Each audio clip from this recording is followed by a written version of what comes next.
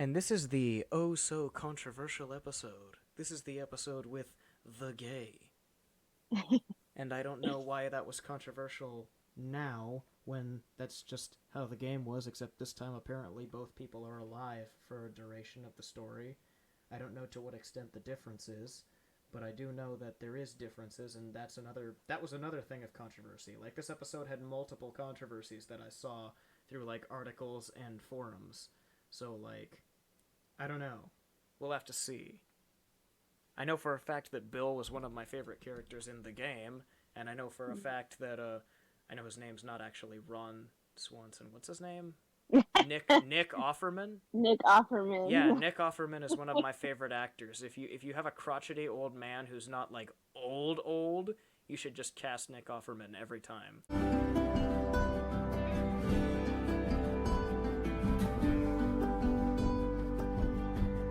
Pensive theme music plays as opposed to regular theme music. This episode's really nice because we get a piece of the story that we don't get in the games. We get to know these characters a bit more, which is nice. I figured they would do that, because, like, Neil Druckmann kept talking on and on about how there were multiple opportunities to do things differently than how they did in the game. 10 miles west of Boston. I already read in an article that, ironically, this was hundreds of miles west of Boston where they filmed this. Me. Here's food, eat it. I did that to Lucas the other day. He was playing his video games and he wasn't paying attention to me. I brought him a burger from my job. Threw it at him right across the room, hit him right between the legs because he was too busy looking at his game. And it was a half pounder, so it hurt. Oh. There's one character named Melina who takes off her mask and she has monster teeth and then she swallows you whole and barfs out your bones. She's also really I'm not gay. I'm just zeroing in on it. It's been a couple of years. Zeroing in on what? My sexuality? I mean... Yeah.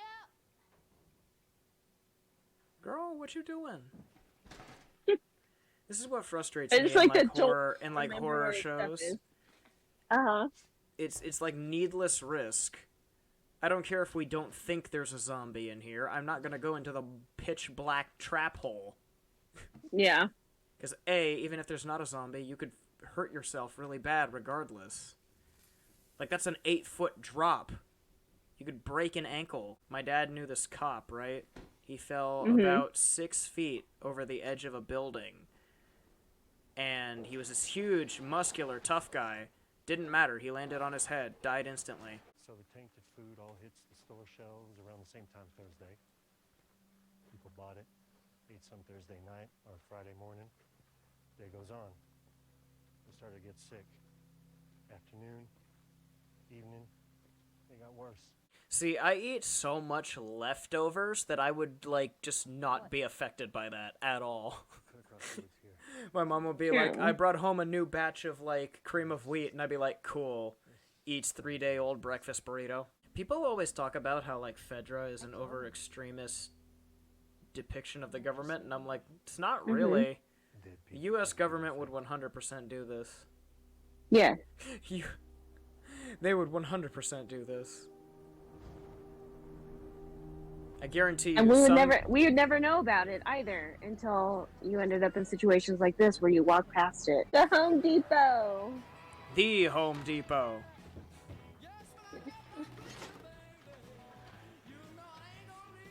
We literally, back in California, we were like, if there's a zombie apocalypse, head right downstairs, raid Harbor Freight. That's the one thing about the apocalypse I would love. Just cooking everything yourself. Yeah. I'm really good at cooking fish over an open fire, so I'd be that guy who comes home with like 6 fish every day. And oh man, does Bill know how to freaking cook. Everything he cooks in this episode looks amazing.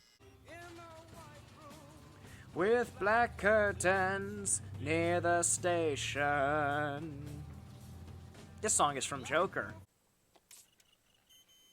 Ooh, you lucky boy. He's like, why are you so mad at the world? He's like, someone tried to give me meatless bacon. I threw it in the trash. Another, please. Almost done. Although, can I have 5 more minutes? Sure. Sure. Thank you. This is amazing. He's like, dang, I really am gay. When I would tell my friends at the Parks and Recreation offices that I liked meat, I did not think that desire extended this far in my daily life. Everything tastes good when you're starving. Yeah, but not like this. I love how his initial reaction was, oh, go on. You're just being polite. As if he didn't just serve him like a 10-star meal. Yeah. Wait, that's how you're supposed to pour the wine? With the Beaujolais. Uh-huh. I know I don't seem like the type. I would not feel comfortable shoving my thumb in the bottom of a wine bottle Nope. to hold it steady. I I would would totally drop think it. I'm gonna drop it, yeah. I've been staring at this the whole time. Is it antique? 1948. Jeez! Best of Linda Streisand? Is that what that says? I think so. Linda Ross. Dent? Oh, okay. I don't know who that is.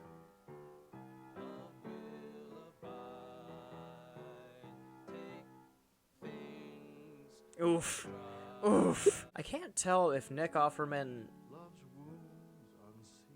Like, it's very raw, there's much emotion. I can't tell if it's acting or if Nick Offerman just sings like this.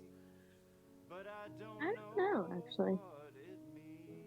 I feel like he can sing better. He's probably just putting it like this because Bill as a character obviously couldn't sing well, you know? So, who's the girl? Girl you're singing about? Unironically, that's a real-life question. I've been told that's a real-life question that, like, gays will ask men to try and fish and see. Mm-hmm. Like, are you straight or are you gay? Like, that's the fishing question. He's like, I don't want women. I want man. He's like, what's the word from the Boondocks? I came here looking for a man's butt. Honestly, the only reason that kiss is off-putting to me is because the beards. Yeah, that's exactly what I was thinking too. It's the beards, 2 beards. Oh my. Oh my. Naked Nick Yeah. Offerman. Built like a barrel cactus. I wonder if Nick Offerman's wife was uncomfortable watching this. Oh. Yeah, because he doesn't really do a whole lot of, like, intimate scenes, really. And then to all of a sudden have to do it with a dude. I am asking for some paint and some gasoline for the lawnmower. That's all. I'll do everything else myself. It is not Bill, a man. if you say resource management, so help me, I will run through one of your tripwires. Oof. And I'm fixing up some of the shops. Whoa. Not the stupid ones, just the wine shop and the furniture store. And the clothing boutique. The boutique. He is a Are we gay, hosting gay formal man. garden parties now? Yep. I've actually been talking to a nice woman on the radio. What? Frank, no. Well, this really is just, it's amazing. Right? Wow, he's a fool. That was a huge risk. I know it's like Yeah. Joel and Tess, but that's like, he could have seriously gotten them both killed. Very. I traded Joel and Tess one of your guns for a packet of seeds. You did what? A little one. A little one. But man, imagine how fresh that freaking strawberry tastes. Just imagine how good it tastes regardless. Yeah. Unripe, underripe, overripe, whatever it is, it probably tastes amazing. You could eat like a solid white strawberry and it would probably taste amazing. In this Sorry. era, in this Yeah. poignant period.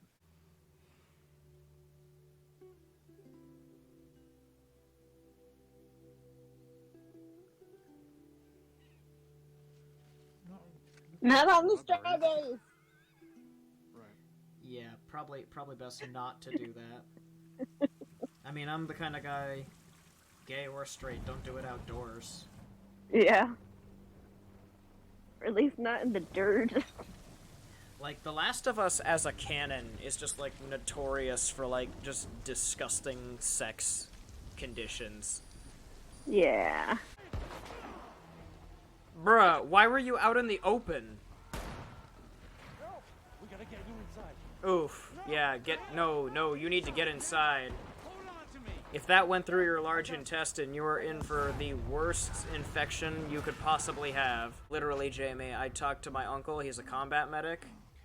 Yeah. He's like, it would be better for a bullet to, like, graze your heart or your lung Hold your hand there. than your large intestine. Because if it spills your large intestine, it's gonna infect absolutely everything, and you will die slowly and painfully. Oh no, what's wrong with Frank? Shit. 10 years. Sheesh. Two crotchety old gay men. It's like if those two old men Muppets were lovers. Waiting for one of them to go, oh, ho, ho, ho, ho, ho. Oh, dang. He's a good painter. But I've had more good days with you than with anyone else. Just give me one more good day. Starting now, make me some toast. Then take me to the boutique where I'll pick outfits for us. You'll wear what I ask. We'll get married. So cute. While it buffers, I will explain why I am salty.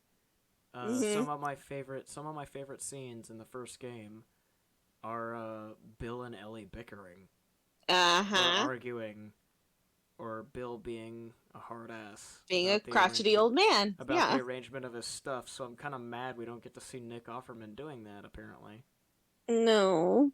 that bums me out because like he's a more wholesome take on Bill. I feel like it would have been a more fun scene. Like, Yeah. I feel like if it were me writing this, what I would have done is, I would have basically done what they've done, made the relationship more wholesome, because it never really sat right with me how weirdly pessimistic and nihilistic their relationship was in the game. Yeah. But I would write it to be more positive, yes, but I would have Frank die, right? And then Bill would just be kinder as a result. Mm-hmm. That would be my change. He'd still stay stuck in his ways. He'd still stay here. He would just be kinder. Yeah. That's how I would write it. Because Ellie would come barreling in with her attitude and he'd want to just kill her outright. And then somewhere in the back of his mind, he'd go, no, Frank would want me to be nice. Guys gotta go. Get moving. Two old men full of wine and sleeping pills. You gotta go. Hightail it. Hike it. Hike it. Run! That'll be real awkward if Joel comes in and sees you both just passed out on the floor. So yeah, everything in this episode I can get behind except the fact that they kill Bill. Yeah. I'm guessing you found this, Joel, because anyone else would have been electrocuted or blown up by one of my traps. Right. I leave you all of my weapons and equipment. Use them to keep...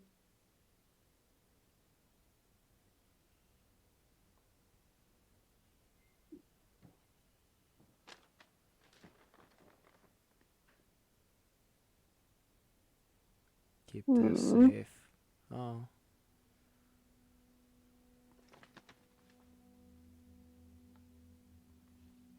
Stay here. He's like, I need to go, like, kick rocks real quick. Mm-hmm. Touch a tree or something. Needs another hour. They have hot water. I'm taking a shower. And then you're showering. Crazy how it's all still running okay. Seriously. Mm-hmm. She's like, you stink, Joel. He's like, what is that supposed to mean? You stank. Damn it, Ellie. Oh, no, wait. No, leave it. Leave it. Oh, this is good. This is Linda Ronstadt. Linda You know who Ronstadt. is? You know I don't know who Linda Ronstadt That is actually from before my time. is. Okay, so I think all of the headlines back when this episode came out are a bit exaggerative. Mm-hmm. I don't think this is the best episode yet. The best episode still has to be the first one. I think this is another 7 for me. I will admit I'm entirely bitter on Bill because there was so much. He died. There was it was good. It was good. They took advantage of Nick Offerman and made him act, but like there was so much potential that they just didn't do. So I was like, oh, why? You could have done so much more. Well, I like that we got to actually know Frank because in the games we find his body hanging from the ceiling. Other than the And that's it. pessimistic runaway a-hole. Yeah, and that like you could infer that him and Bill were together, but you didn't know how long they were together, what their relationship was. Well, you didn't need to. You're kind of right. Yeah, you didn't need to quite infer. It was pretty obvious that it was a romantic extent. The way that Bill refers to him in the game as like, he was my partner. Yeah. And like looks at the ground. I'm like, ah, yes. I also like that we kind of got to see how Bill and Joel interacted too. Because again, we only ever see them in the quote unquote present day. Because like the death doesn't need to be both of them. The death could be a start. Just the one. The difference doesn't need to be that Bill is dead. You could have the difference could have been cool in my opinion because he could have been nice Bill. You could have seen what Bill nice, still tragic but nice Bill would have been fun. The thing about the whole physical aspect, scientifically speaking, a through and through straight man, when he sees any sort of homosexual activity, his brain is going to have the same chemical reaction as if he was staring at like a pile of maggots. Mm-hmm. So like that's why I had nothing but negative things to say when they were like holding each other and stuff. I was just like, they're too hairy. So like, it's not so much the relationship. It's just there's a limit, you know? Like, there's a reason. Yeah. There's a reason I kept a finger on the skip button for most of the first couple seasons of Game of Thrones. Mm-hmm. Gay or straight, it's just stuff I don't want to see on my screen, you know? It comes down to the writing and the strength of the writing. I would say this is a excellent example of how character writing... Because what we saw here, it wasn't a gay movie, it wasn't a gay show. What we saw here was two people in love writing out the apocalypse. Mm-hmm. And that's... Would I prefer not to see it out of personal preference? Yes. I don't want to see anything like that. Like, I'm at the point in my life where, like, romance in my movies, I would prefer it just to be spoken. Because I'm so sick of like, oh, kiss, kiss, stumble into bedroom. It seems cliched and played out at this point. I'm like, I want to hear the communication. I want to see the day-to-day. I don't need to see the intimacy. Like, the characters are together. The implication that is happening is already there. I do not need to see it. Like, that is my mindset with all forms of relationships, straight, gay, whatever, in my fiction. Like, sometimes I don't even need a kiss. Like, did you ever watch that movie Tron Legacy? Yes, I love Tron. Son of Flynn and Cora.